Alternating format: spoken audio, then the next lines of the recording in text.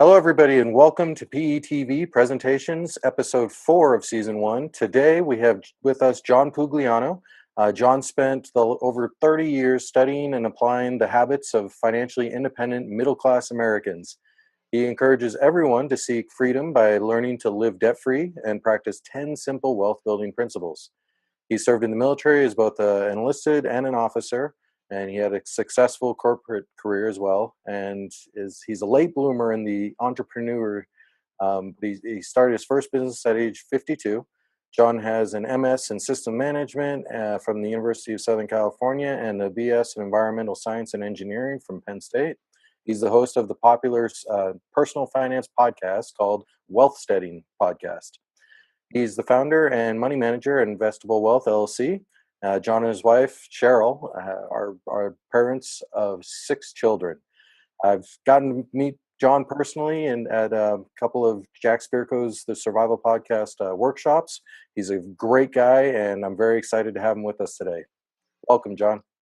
Hey, Josiah, great to be on. I'm excited to be working with you guys, and I'm a Perma Ethos founding member, and I've not submitted a design yet, but I'm waiting till I get out of my subdivision, maybe with a little more property. But I enjoy the whole permaculture idea, and not only applying it to farming and things, but applying it to our own personal lives. Yeah, and the reason it's so exciting to have you on is because this isn't talked about a lot in permaculture, the finances side, and making sure you're financially stable for permaculture, to be able to do permaculture. And so many people just they're all into it and without any kind of financial advice or financial strategy. So we're very happy to have you here today, John. Great. Yeah, well, the biggest thing we want to talk about is people getting out of debt and living a debt-free lifestyle. And that's really the first step they need to take if they're not there. So, well, what I wanted to talk to everybody today about is specifically about living a debt-free lifestyle, getting out of debt. I believe that you can actually, this is not something that's punishing or grueling, but it's actually something that you can thrive at, and it makes you more free, not less free. So the points I want to cover today are that debt in and of itself is slavery. I'm going to talk about that, and then I want to talk about the small and large spending decisions that you can make to help you get out of debt. And then finally, the overall fact that becoming debt-free is a lifestyle, and it's not just like a crash diet you can take. So first point is, as far as debts is slavery, most people don't have this concept, but I want you to think about it. What is a slave? Well, a slave is someone that is compensated only with a substance. So, the slave owner, he doesn't want his slaves on the plantation to die. So he provides them with food and shelter and health care, basic things like that. And so you have to ask yourself, is that what you're working for? Are you, just a wage slave? Are you simply subsisting? And maybe even if you're a professional or a high income earner, are you still only living paycheck to paycheck? And the way you can find out if you're a wage slave is just think about your lifestyle. Are you living in a big house that you can't afford? Are you spending hours commuting to a job that you hate just to pay for that house? And are you driving a big car or big truck that's really inefficient? It's expensive to operate. When it comes to not only your transportation and housing costs, are you spending an excessive amount of money each month on things that are beyond your utilities, beyond your electric bill? Do you have all kinds of Netflix and cable Comcast expenses? And nowadays, particularly with the Affordable Care Act being passed, obviously, whenever the government calls something affordable, it's exactly the opposite of that. Healthcare has become, in many cases, the second largest expense for households. So the only thing that families are spending more on in some cases is their mortgage. That's a big problem. And then, of course, when you throw taxes in there, you can see that maybe that's why you're living paycheck to paycheck. You just have all these expenses, and you're not an employee, you're a slave, and you're just slaving paycheck to paycheck. So, well, what can you do about it? We're going to talk about some of those things today as we get into the presentation. I don't have time to cover tax strategies, and unfortunately, health insurance is too complex of an issue to cover in this presentation. But we are going to talk about these other things. just from the aspect of those big and small spending decisions that you can make to help you get out of debt. And really the big important thing is to help you buy your freedom.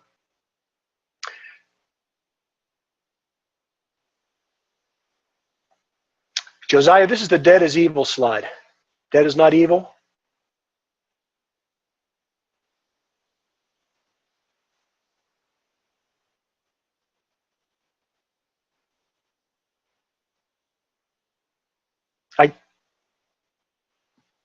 I can't hear you.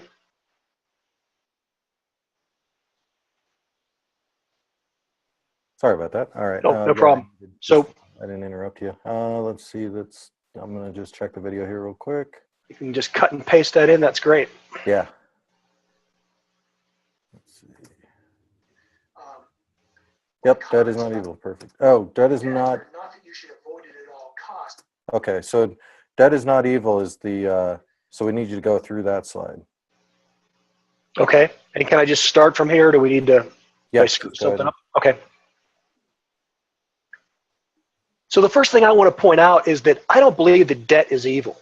You know, unlike Dave Ramsey, and I do like Dave Ramsey, I'm going to say some good things about him later in the presentation, but unlike Dave Ramsey, I don't hate all forms of debt. You know, throughout my life, I've used debt responsibly. So I've had, a mortgage on my home. I own an affordable home, and I try to take that from initially 30-year payments, refinanced it down to 15-year payments. Eventually, I got to the point where I was financially independent, and I could just pay the mortgage off totally and be debt-free. So I'm not opposed to people using debt in a responsible way. Even with car loans, I'll tell you, in my own personal life, I've only ever had one car loan. And I don't mean like one at a time, I mean one period. So I'm 55 years old, and how could I've only ever had one car payment? Well, that's because in most cases, a lot of times I bought used cars, and I just always paid cash. So I bought what I could afford. We're going to talk about that as we get into the presentation. The other thing that has helped me use debt responsibly is that I always had the mentality that I was paying with cash. So even if I was putting it on a credit card, I only put something on a credit card for convenience, and I made sure that I had the money in my checking account, and when the bill came at the end of the month, I paid it off. So I'm not someone that hates credit cards. I don't think you should, necessarily tear them up or burn them or anything. It all depends on, your level of maturity in dealing with debt. To me, debt is just like using fire or using electricity. It's a tool. And if we know how to use that tool responsibly and in a mature fashion, then, use it.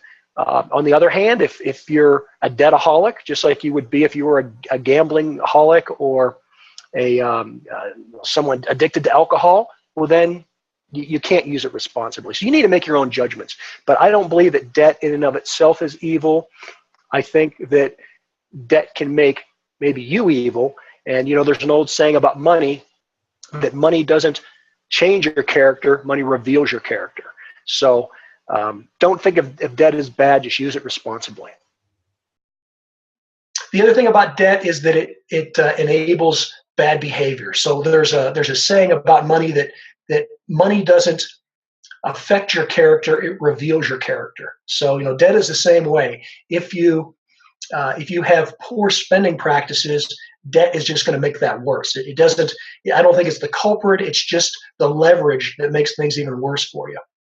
So when it comes to debt, and again, we're going to talk about these big purchases you make, things like your home, things like your car.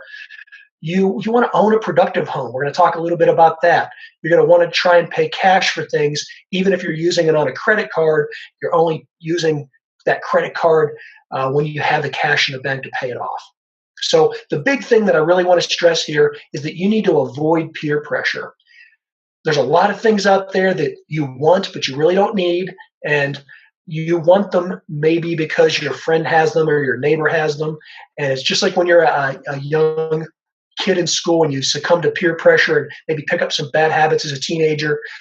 As an adult, you want to avoid that debt peer pressure at all costs. It doesn't make you happier. It just makes you a slave.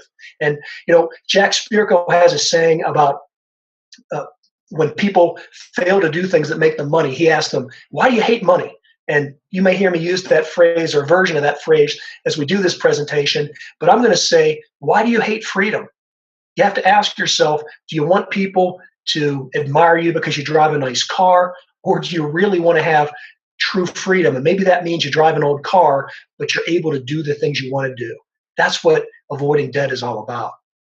And that's how I think it really applies to a permaculture lifestyle. I'm not going to go into that anymore. I've kind of belabored that too much, but there is a Wealthsteading Podcast episode number 149. It's entitled 50 Shades of Debt. You can hear me rant all about why you should avoid debt and how it enslaves you. So let's move on and let's talk about the spending decisions that we make that enable us to either build wealth or to build slavery. And what I want to stress here, and we're all adults, so I'm going to give you a tough love. There's no magic to avoiding debt. Debt is simply when you spend too much, and you have to simply learn to earn an income and spend less of it. Okay, there's no secret formula. There's no big way to clipping coupons or some secret that's going to work for you. There's no get-rich-quick schemes. You have to make these very simple lifestyle choices. And I say they're simple because they're easy to execute, but they are hard in the society we live in where everybody wants you to consume and spend. And again, I think this goes along to the permaculture lifestyle of you do want to reduce consumption. You are someone that's conscious of the environment and your impact on it. And so you should do the best that you can to stop consuming, or at least limit consuming. I'm not anti-consumption, but you want to limit your consumption. So let's talk about money itself. I've listed some things up here about what I call overnight successes. Someone that inherits a lot of money, or someone that wins the lottery, or maybe an entertainer or an athlete. You see an athlete that they've been poor all their lives. All of a sudden, they get picked up by a football team, and they get a $10 million contract. And we see this sometimes in the tech sector too, particularly in Silicon Valley, where someone writes an app or they come up with some very good business plan, and they overnight become a multimillionaire. Well, what all these overnight success have in common, many of them is that they often go broke or bankrupt, right? It's not uncommon for you to see a headline in the news saying that this lottery winner that just won $5 million a couple years ago, they're now filing for bankruptcy. Or the same thing with a famous entertainer or singer or something like that, athlete. They made all this money during their career, and yet they're filing for bankruptcy. Well, how can that happen? And the point is that building wealth and not being a slave, earning money is only a portion of that equation. And so my formula for getting rich, it's not a get rich quick formula. It's a very much getting slow formula. It took me 20 years to become financially independent. I didn't do it overnight. But my wealth was made by learning to earn an income and then saving that income and then learning to invest that income so that my money worked for me and I didn't work for the money.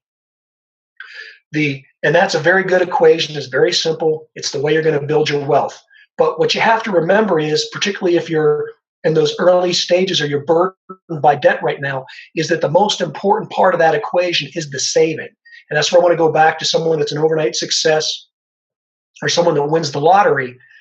Just because they have a big earning, I talked about a physician, maybe they're earning $400,000. Well, if they're spending $425,000, they're not building their wealth. And the problem with just earning a big income or having a big inheritance or something is that we can always, it's like a vacuum. We can fill up the amount of space that we have to spend.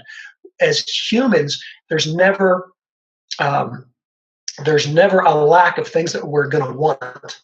And so it isn't only about earning. Don't think that, if I was just making an extra $10,000, my life would be better. Or, if I could make a six-figure income, then these problems would go away. Chances are, statistically, they wouldn't. Chances are, statistically, you keep doing the same bad habits you've been doing, and you'll just get further and deeper into debt. So the big thing to avoiding debt is simply, as the equation says, savings is just consumption minus your wealth. So whatever money you have saved up or whatever income you make, At the end of the day, you have to consume less than that. Otherwise, you're going to the hole and you're going to be a slave. So it's really all about a lifestyle, and it's about spending less than you make. Now, to do that, to carry out this lifestyle, it's like a diet. Okay, if you go on a binge diet, you can drop 30 pounds. But what happens? If you go off that diet, you put it right back on, maybe worse yet, you put on 45 pounds. Well, as we try and make these spending decisions, we have to do it as a lifestyle choice and not just as a binge get out of debt. We have to literally take on a different way of living. And again, this is something that I think fits very well into a permaculture lifestyle. So when we look at these decisions, there's big decisions we can make and small decisions we can make. Obviously, the big decisions are going to make the most impact. So if you make one or two big decisions in a right way, that can drastically improve your wealth and take you out of debt. On the other hand, if you just make the little decisions, well, you've got to make a lot of those little decisions just to make up for a bad big decision debt. So if you have a big house payment and you can't get out of that, then you're going to have to, as Dave Ramsey says, eat beans and rice, right? The little decision is that eating decision that you make every day. So that's what I'm talking about, big decisions and small decisions. So the biggest decisions most of you are going to make is with your house or your lodging or wherever you live. And the mistake that I see with people is that they spend too much on their mortgage or too much on their house. In my studying of people that have become middle-class millionaires, and I define that as someone that's become financially independent by the time they're in their, say, late 40s or early 50s. And that's generally someone that has at least a 10-year or more earnings expenses saved up. So, if you're spending $100,000 a year and you have $1 million or more dollars saved up, then I consider you financially independent. So how do those people get that way? Well, they're just like me and you. They weren't born rich. They earned it. They may have been a professional like a doctor, or they could have been someone in the trades. They could have been a carpenter. It could be someone in the service sector or someone in manufacturing. None of that really matters. What matters is that they are spending less than they're earning. The key way to do that is by your home. And so you don't want to spend more than 3 times, and really if you can spend less than 3 times your annual earnings on your mortgage or on your home, that's what you want to do. So just to put that in simple terms, and before taxes, after taxes, take home pay, you can customize this for your own self. But what I mean by that generally is that if you make $100,000, then you should not be living in a home that has more than like a $300,000 mortgage on it. If you're making $50,000, that would be like a $150,000 mortgage. That may not be optimal for the lifestyle that you want to lead. You may say, hey, I want a bigger house than that, or where I live, you can't get something for that kind of an income or that kind of a cost. And I understand that, but I'm just telling you statistically from not only my own personal experience, but for studying middle-class millionaires for the last 30 years, the people that have done that are people that have spent less than 3 times their income on their home. And so most people that are what we call the middle-class millionaire or blue-collar millionaires, they're living in a house that's much less than what they could afford. So they may be making $200,000, but they're living in a $300,000 house. That's how they built their wealth. That's how they got to where they're at. And because the mortgage is the single largest thing that most people have, that's where you can make the most impact.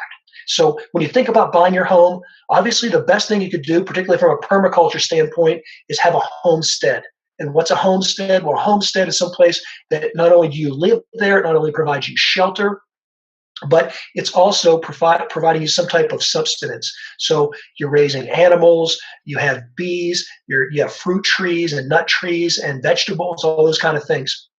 Now, if you can do that, that's great. I'm at a point in my life where I can't do that right now. I'm still living in a subdivision. I have a very small lot. I'm also at an age where I don't think my health would, I'm definitely not as healthy as my grandfather was. So at 55, he was able to go out and do a whole lot more farming than I'm going to be able to do. So I'm not in a position where I'm going to homestead, and maybe you aren't either. But what you can do is you can try and stack as many functions into your home as possible. So that maybe means just planting a garden so you're not spending as much for fresh vegetables in the summer. Maybe it means working from home, telecommuting. I have my business in my home. Unless I'm going out to speak or to see a client, I have virtually no reason to leave my home. I can do 100% of my business functions right here in my office, where we're recording this. So look at ways you can stack functions, move closer to work, make your home more energy efficient. Whatever it is you can do to make that home not only provide shelter, but also provide recreation, entertainment, a safe environment for your family, is some type of a food source. All those things are how you're going to make that house more efficient. The more efficient you can make that, then the more you can concentrate on improving that home, the less you have to worry about other things, because that's going to be your number one cost. The next big decision that people make problems with is transportation or automobiles, cars and trucks. This is so important, and I really can't stress it enough, because people way overspend on vehicles, and most of it is about what I talked about with peer pressure.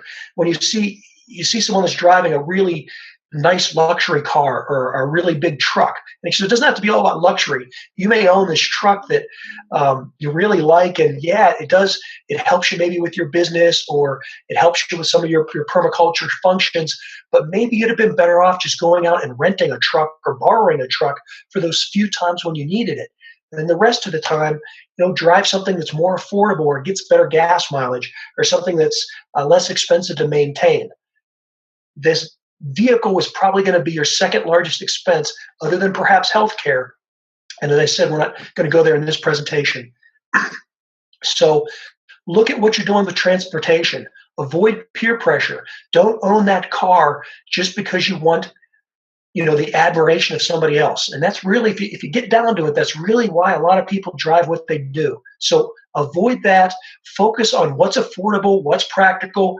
It is perfectly fine to drive a used car. For many times in my life, I've driven a used car, or when I had to have an extra car for my family, children to drive or whatever, it was a used car. I paid cash with it.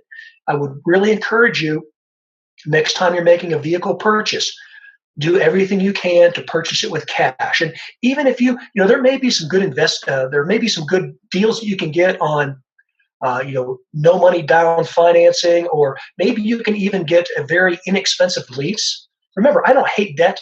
I'm not saying that you shouldn't do that. If you want to borrow the money at 0% financing, that's okay. And if you can get a really, really cheap lease and maybe just lease that car for 2 or 3 years, and it's a lot cheaper than if you made the capital investment to buy the car, that's fine. I'm not saying you shouldn't do that, but look for the opportunities to at least have the cash. And so what I mean by that is, if maybe you have the $30,000 in cash it would take to buy a new car, you could still lease it or get a loan on that, but you have the money available that you could take out of some other funding to ultimately buy it if you have to. But when I talk about buying with cash, what I'm stressing here is that you can afford it, and not just afford the monthly payment, but that you can afford it where you have a cash reserve that should you lose your job, or should you get injured, or should a catastrophe happen, you don't immediately have to file bankruptcy. And that's the problem that many of the people in our society are living under. They're just one paycheck away from going bankrupt. That's why I call them a wage slave. The other huge decision, and this is more common now than it was when I was younger, and it's educational expenses. And it may be you as a young adult, the educational expenses you currently have, or if you're older, maybe it's financing an education for your children. Well, I think that most people that are getting into a lot of student loan debt, and I talk to many of them, they are digging themselves a very deep hole that is hard to get out of. You can't just file normal bankruptcy and get out of student loan debt like you can a car payment. It's something that literally follows you for life. You can garnish your wages, garnish your retirement. These are really bad decisions that you should avoid. And again, although I don't hate debt, I really do hate student loan debt. Now, again, if you're going to be a physician and a surgeon or something, and you're going to be making $400,000, then it may make sense for you to accumulate, hundreds of thousands of dollars of student loan debt, because you'll have the earning power that you can amortize that over your career. However, if you're like most people and you're not going to come out of college making hundreds of thousands of dollars, then by going into student loan debt, and even if it's just $20,000 or $30,000, that's a huge amount of money that it's going to take you years or decades to pay off. And so I would encourage you to avoid that at all costs. I know it's easier said than done. Josiah mentioned I have 6 children. So far, 3 of my children have graduated from college. 2 of them have master's degrees. I've got 2 more that are currently in college. And I'll tell you, I'm not paying for my kids' education. My kids are paying for their own education. They started as little kids babysitting or cutting grass, and they've made money, and they learned how to save that. As they got into high school, became 16 years old, they were able to get jobs at fast food restaurants or start their own little businesses. I had a kid that tried to sell some things through eBay and on the internet and different ways to make money. But all of my kids have graduated at 18 years old with anywhere from $20,000 to $30,000 or more dollars saved up in cash that they could use for their education. And so it's not easy, but it can be done. And I'd encourage you to find ways, whether it's working through high school, definitely even working when you're in college, working over the summers, going to school part-time if you have to. Start out going to a local community college where it's cheaper, or just a local college where you can live at home and it's not as expensive. These are not necessarily the glamorous ways, but again, don't succumb to that peer pressure. Don't think that you have to go to a top-rated private school that charges $80,000 a year just to get a degree that ultimately no one's going to care about. Listen, no one asked me where I went to school. All right. They just want to know if I can help them invest their money and make the money. It's not about the degree in most cases. So look for those ways you can save money on education and avoid the student loan debt. Other options are maybe you don't go to college at all. Maybe you just start a business. Hey, that worked out pretty good for Bill Gates, Steve Jobs, right? A lot of gals have done that. The other thing is I want to encourage you is to get functional education. Maybe it's about learning a trade or an apprenticeship as opposed to going to a formal college. And if you are going to a formal college, you should still think in functional areas. I studied science and engineering. I studied computer science. Those are things that were very functional and helped me get a job where I can make an income. If I had studied 15th century French literature, maybe that wouldn't have been so functional. Okay, and I don't want to criticize or make light of some things that people study, but you really have to think about what you're studying. And is this a hobby or is this an education that's going to make you money? So focus on those functional things, just like we talk about stacking functions. We want to do that in education. Also, the point I want to make for those of you that are older, and actually maybe even for those of you that are younger, is that parents are not responsible for educating their adult children. Parents are responsible for saving their money and figuring out a way to provide for themselves in their old age. Adult children, you're responsible to take care of yourself. And so, again, this is very much a permaculture attitude, I think. You're responsible for your own decisions. So as an adult, figure out how you're going to finance your education. Doesn't mean your parents shouldn't help you, but they're not responsible. Let's talk about some small decisions, because really, I think if you focus on those 2 or 3 big decisions that we just talked about, it's going to make your life, it'll just be life-changing for you. And you can find that you're building wealth and getting out of debt much faster than you thought was possible. The other side of it, though, is the small decisions. And while you could just make one big mortgage decision that helps you out, you can't make one small decision. You've got to make many, maybe 50, 100 different small decisions every day to get the bang for your buck, to get the benefits that you need to help this either get you out of debt or to help you maintain that debt-free lifestyle, to build your wealth. So it's really all about cutting back. And a lot of it is cutting back on what we'd call non-discretionary spending, although today a lot of people think that everything is a need instead of a want. And so those are things like entertainment. I mean, think of the money you're spending right now on cable, maybe on Netflix, on other types of subscription services. I see people that tell me that they don't have any money, at the end of the month. They've spent all their money before they get their next paycheck.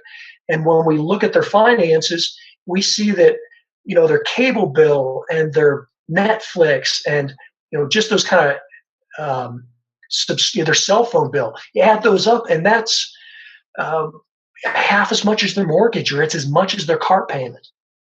And yet they say they can't cut back. I mentioned I was in Las Vegas just a week or so ago. I was at a conference. I spoke there. I had the opportunity to interact with some other people. One of the guys there was Steve Forbes. You may be familiar with Forbes magazine. Steve Forbes is the publisher of Forbes magazine, and I got to talk to him and interact. And I don't mean just on a high level way, but just even one-to-one communication with Steve Forbes. It was a great opportunity. He's a very nice, good gentleman. What impressed me the most about him, and this guy is essentially a billionaire, right? What impressed me the most about him is when he was checking his email, he pulled out his phone, and it was an old flip phone. I mean, it was literally like a flip phone. And I asked him, do you do that for security reasons? I mean, what's the, is that a certain special kind of phone? I don't know what it is. And he showed it to me. He says, no, it's just an old throwback phone, right? So if Steve Forbes can get by with an old flip phone that's like a decade old, I'm sure that if you're in debt, living paycheck to paycheck, you can figure out a way that maybe you don't need that new iPhone 7, right? Maybe you don't need that Galaxy phone with the 9-inch screen. There's ways that we can cut back. That in and of itself is not going to make you wealthy. It's not going to take you out of debt, but it's those little decisions that when you make them every day and you consistently make them over a 10 or 20-year lifespan or period, that's how you're going to build your wealth. It's about things like eating out too. And, as permaculture people, we're not opposed to spending money on good food. We want to buy good food. We want to eat high quality food. But as you probably know, if you prepare that food yourself, you're probably going to make it, number one, to a higher quality. And number two, it's probably going to be much more affordable. So people spend a lot more than they should eating out and eating at restaurants. I have Starbucks listed up here in the presentation. I'm not opposed to people drinking coffee or going out and spending $4 on a cappuccino if that's what they want to do. But think about it. Think about every time you're spending $3 or $4 on a drink that you're going to consume in the next 30 minutes. That's not just $4 that you spent, but that's a part of your freedom. Your life went into having to earn that money to be able to buy that cup of coffee that's going to be gone in 30 minutes. So is that a wise decision? Or is that maybe how you're getting into slavery? You're becoming a slave because you're making these, I don't really want to call them poor choices, but they're just choices that maybe you don't have to be making. Maybe you should, I would again ask you, why do you hate freedom? Jack Spirko would say, why do you hate money? I would say, why do you hate freedom? Do you really want to spend, did you really want to work 15 minutes, 30 minutes, whatever it was, so that you could buy that cup of coffee and enjoy it for 15 or 20 minutes? Now, full disclosure here, I currently own stock in Starbucks. I think it's a good investment. I think it's a well-managed company. It pays a great dividend. I plan on making money off of it. So I'm not opposed to that. I'm just telling you that maybe you should think about cutting back. That's one area you can do it. Cell phones, vacations, all these different things. Ask yourself, if I can't afford to pay cash for it, can I really afford it? And if I can't afford it, is it advancing me towards freedom and towards a debt-free lifestyle, towards building wealth, towards getting the things that I really want? Or is it just taking me further down the road to slavery? A point I want to make on the housing that I should have made. You may be saying that, hey, you may say, hey, you're living in New York City, and there's no way, and you're making $100,000, but there's no way that you're going to find a house or a condo to buy for $300,000 because it's just not realistic. $100,000 doesn't go that far in Manhattan. I understand that. But the point of that, and again, this kind of gets back to Jack Spirko and TSP, Jack talks about walking to freedom. He talks about that in a lot of ways of getting out of states that are over-regulatory. I would encourage the same thing, but from a financial standpoint. Maybe you're living in New York and you're making $100,000, but housing costs $500,000 or $600,000 or $800,000. Well, maybe you should move to North Carolina and you'll take a 25% pay decrease. Maybe you only make $75,000.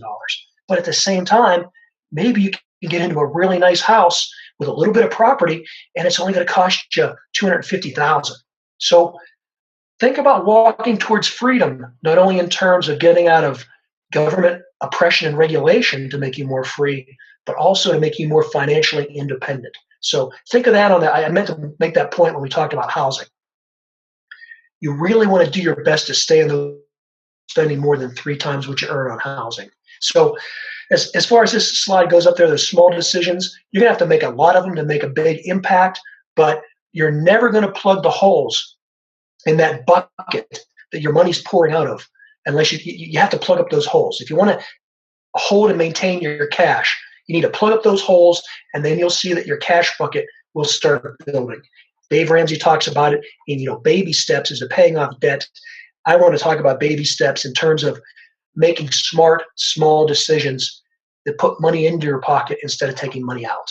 Again, a lot of that has to do with peer pressure. And what I want to definitely emphasize here is remember that lottery winner or the sports player that makes millions of dollars, and yet you hear years later that they've gone bankrupt. It's not only about the money. It's not only about how much money you're making. You will never make enough money, right? No matter if you make another $10,000, if you make another $100,000, you'll always find a way to spend it. So definitely learn to make a good income, learn to find out ways to improve your wages. But the real way to build wealth, the most important part of that wealth equation is to focus on the consumption. And again, I think that fits extremely nicely into our whole permaculture ethics and ethos. We really do want to limit our consumption and reduce our footprint. So as I talked about at the beginning, this is like being on a diet. It's all about a lifestyle choice. And if you want to get out of debt, or if you want to build that wealth, you have to think of this in terms of a lifestyle diet. Maybe you're paleo, or maybe you're a vegan, or whatever you are. But you know that you're not just that one day. You're not a paleo because you go out and eat a bunch of hamburgers today. You're not vegan because you just go out and eat vegetables tomorrow. You got to do it day in and day out. It's a lifestyle choice and decision. It's not just a one-time thing. So that's how you're going to build your wealth. That's how you're not going to be a wage slave. You're not going to get rich quick. You're not going to go on a crash program. You're going to focus on those small decisions, those baby steps. You're going to use dollar cost averaging and compounding differently than we normally think of it. We normally think of those things in terms of investment and how your money can grow. But I want you to think in terms of dollar cost averaging and compounding in reducing your spending. Every $4 you don't spend at Starbucks is $4 that you can invest in yourself, in tools to help your business, in money you can put into savings or put into the stock market. It's going to compound in reverse. So by spending less and by stopping spending that first $4, it's going to encourage you to not spend the next $4, which is now $8. And you can see how those choices can exponentially grow. And so, as I mentioned, that the information I'm giving you today is important not only if you're young, but also if you're old. So even if you're older and you've made a lot of mistakes, you can still start today. You can start being a success today because you're moving in that right direction. And literally, the more that you want to cut back and the more discipline that you have, that compounding can work very quickly and very rapidly for you. Think about if you could move to a smaller house and cut your mortgage in half, or if you could pay off, move to a smaller home, downsize, pay that off, and not have a mortgage at all. That's all that extra money you could put to something else. Again, I don't hate Starbucks. I own stock in it, but every $4 you don't spend at Starbucks compounds and grows and exponentially gives you more money in the future. So how do you do it? How do you get started? Bottom line, most people don't have this, but you need an emergency fund. Again, a guy like Dave Ramsey talks about this all the time. You need to start off with some type of capital reserve, some type of cushion that you saved up. Because if you don't have money in an emergency fund, what happens is that life happens, problems occur. You blow out your transmission. There's a medical emergency where you have a high deductible you have to pay. You lose your job. A storm comes in, blows the shingles off your roof, or a coyote comes in and eats all your chickens. Right? Problems are going to happen. If you don't have an emergency fund to protect you against that, then what do? You fall back on your credit card, and then you get deeper and deeper into debt. And you have $10,000, $15,000, $30,000, $40,000 on your credit card. You wonder how you got there. Well, you didn't do it overnight. It was just all these little things that built up. And so the most important thing you can do is to have an emergency fund. How much should that emergency fund be? I think it should be a minimum of 3 months of your expenses. So 3 months of your, I'm in a location here where I can't turn this phone off. So maybe I did. All right, sorry about that. So think about your emergency fund. You want 3 months of living expenses saved up. So that means your mortgage, your food, your life insurance, your car payments, whatever you would have to pay over a 3-month period. At a minimum, you want that in cash. You want that someplace safe, like a bank account, where it's going to be there when you need it. Personally, you heard me mention before, I think someone's financially independent when they have 10 years of living expenses saved up. So I'd encourage you to work on building your emergency fund till it's 10 years of living expenses. But for now, start with 3 months. If you at least have that 3-month cushion, it's going to prevent you from getting in that habit of falling into getting more credit card debt. The other thing is overall, you just want to build a firm foundation. The bottom part of that foundation you're building is the emergency fund. On top of that, you want to add in whatever's appropriate for you. If you have dependent children, then you need life insurance. So you want to have life insurance layered in there. My father died when I was 6 months old. He was like 32 years old, 31 years old. Imagine that. He was a young man, healthy, never thought there was going to be any type of medical issue. He was building a career, starting a business, earning a lot of money, and he died. That can happen to you. So you need to have some term life insurance in there to protect your dependents. The other things that we talked about, like your mortgage and your car, you need to be saving up for the next mortgage that you're going to take on, or the new car you're going to buy, or for funding education, or the vacation you're going to take. How do you have cash to pay for your vacation? Because you saved up for it. So that's the next part of that foundation, is that you have to save up for future purchases. So at the end of the year, I always hear people say something like, "Oh, I don't have enough money for Christmas." And I'm like, "What? You didn't think Christmas was going to come at December 25th this year? You thought it was going to be in January?" I mean, that happens because people don't plan ahead and they don't save up.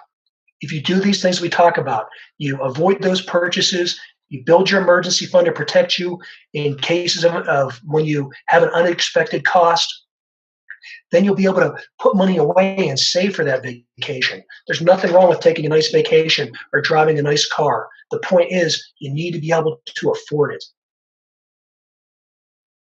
Finally, the things about your mortgage and your retirement, not going to really get into those much now, but we talked about you need to have a mortgage that you can afford, and you need to be putting away and saving for your retirement.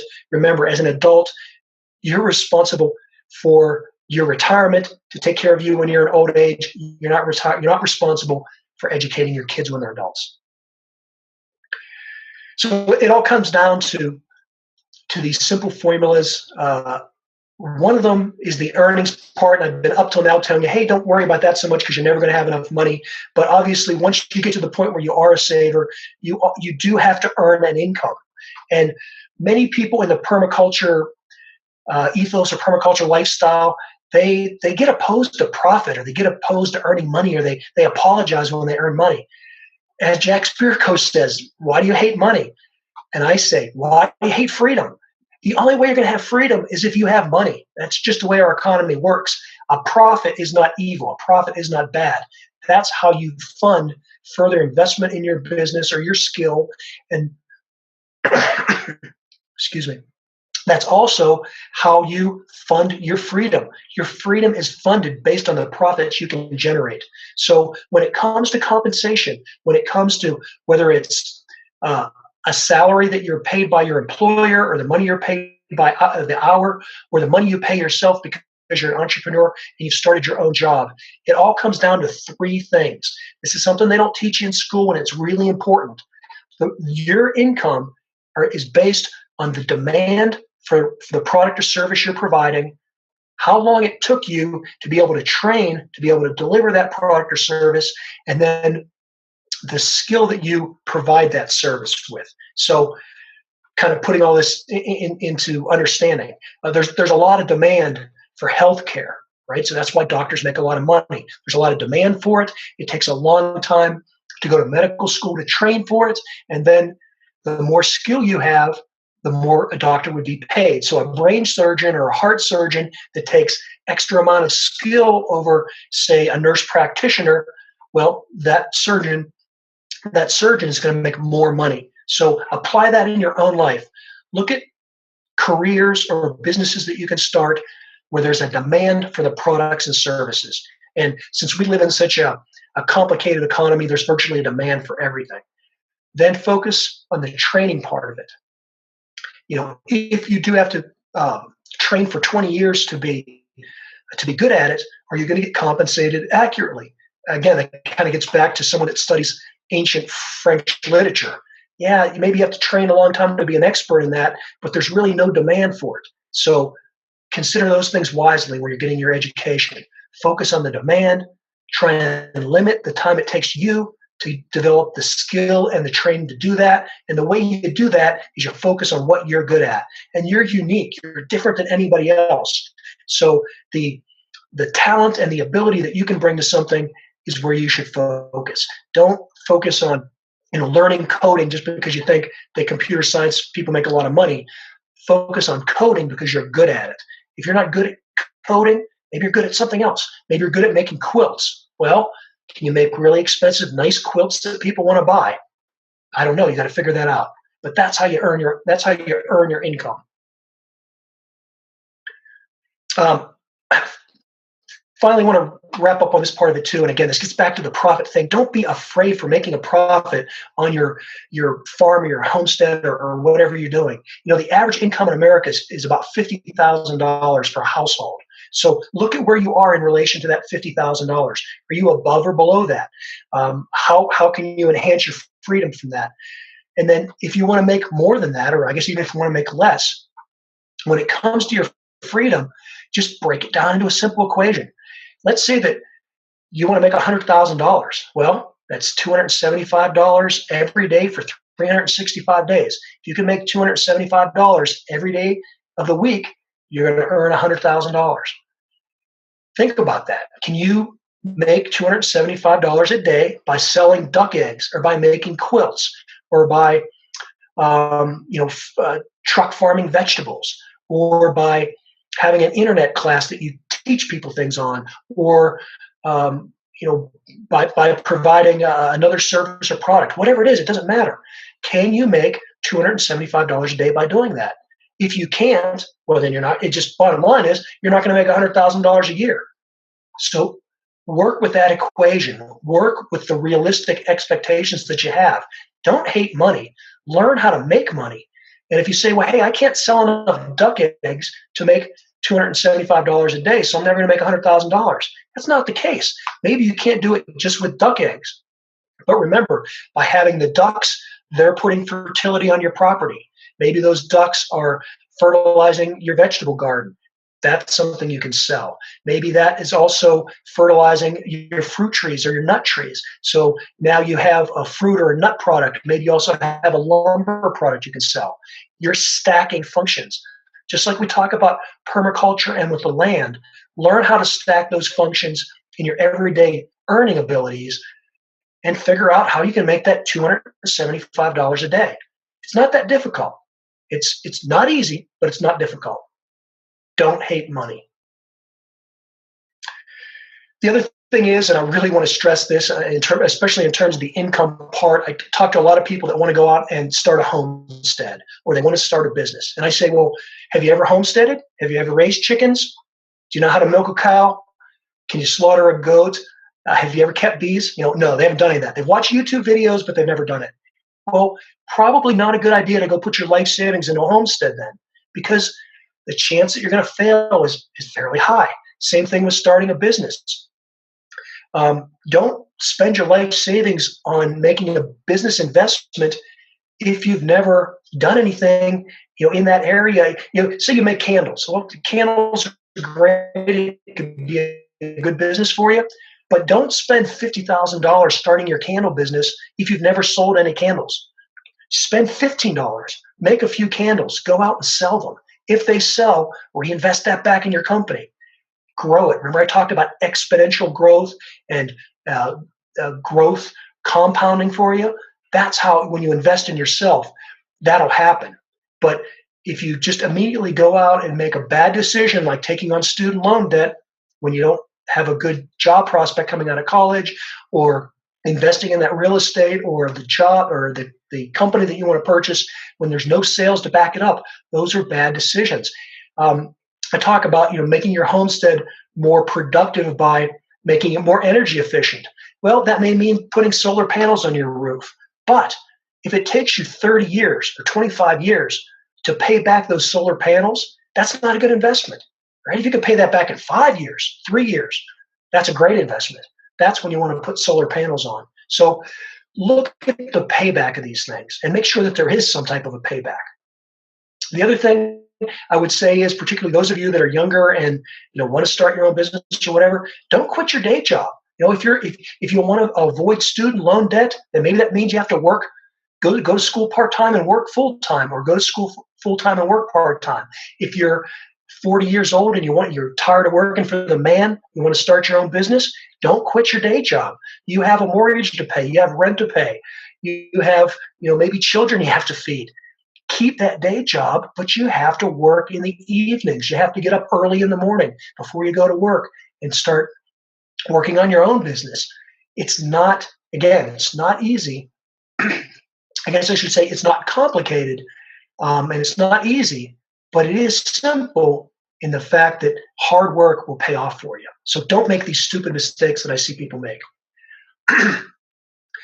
Again, when you think about this, it's a lifestyle. It's not a crash course. There's no get rich quick. There's no easy way to pay off your debt. No magic formula. It's a lifestyle. And if you're persisting in this debt, just keep asking yourself, why do I hate freedom? And the reason I keep harping on freedom is that freedom is wealth. And I have some podcast episodes on this, but you have to think in terms of, I talk about myself being financially independent, and it isn't that I'm financially independent that I have all kinds of money that I can do whatever I want. I'm financially independent because I have the freedom to choose. I have the freedom to choose where I live, how I work, who I work for, how much I work, whether I go on vacation or whether I go on a business trip. All those things I can make as a free choice. Why? Because I have the money to do it. If I didn't have the money, I couldn't make those decisions. Every day I don't have to go drive downtown and work in an office for 10 hours. That's that 10 hours of freedom that I have to do, that I choose to do. And I choose to do it by running my own business. But it's a choice that I make. And the only way you're going to become free, the only way you're going to have the freedom to choose where you live, what you do for a living, what type of people you associate with, is if you have money. So don't hate profit. Don't hate money. Don't keep giving Starbucks $4 for that cup of coffee. Spend it on yourself. Invest in yourself. It comes down ultimately to, I think, to integrity. I entitled this presentation about thriving in a debt-free lifestyle, and that's because I think you can thrive when you have freedom and the freedom to choose. And what it allows you to choose the most is your own personal integrity. If you think it's important to have a certain type of diet, vegan or paleo, or you think it's important to not eat or produce genetically modified crops, or if you think that animals should be treated humanely, these are all things that really comes down to your integrity. And the only way you really get to live out your life honestly is if you have the freedom to do it. How do you get the freedom? Well, you have the freedom with your wealth, and the only way you're going to build wealth is by getting out of debt. So it's a long way to get to that point, but I want to encourage you to choose freedom. before you get that next cup of coffee, before you go out and buy that boat, before you buy the next big mansion, ask yourself, is it advancing yourself towards freedom, or is it just putting you further into debt? For those of you that are more advanced and you're beyond the debt stage and you really want to get into investing, I'll just throw this up as a suggestion. But there's a video on YouTube. I made it last fall when I was at Jack Spirko's TSP fall event, and it's an hour-long presentation about how you can invest in appreciating assets. I'm not going to get into that now, but for those of you that are more advanced, check out that video. Bottom line, I just want to reiterate, no matter where you're at, you can make a difference. You can choose to live more freely, and you can start today. And it's going to start with that first dollar that you don't spend. So start considering those things. I'm happy to take your questions and see how I can help you. All right. Thank you very much.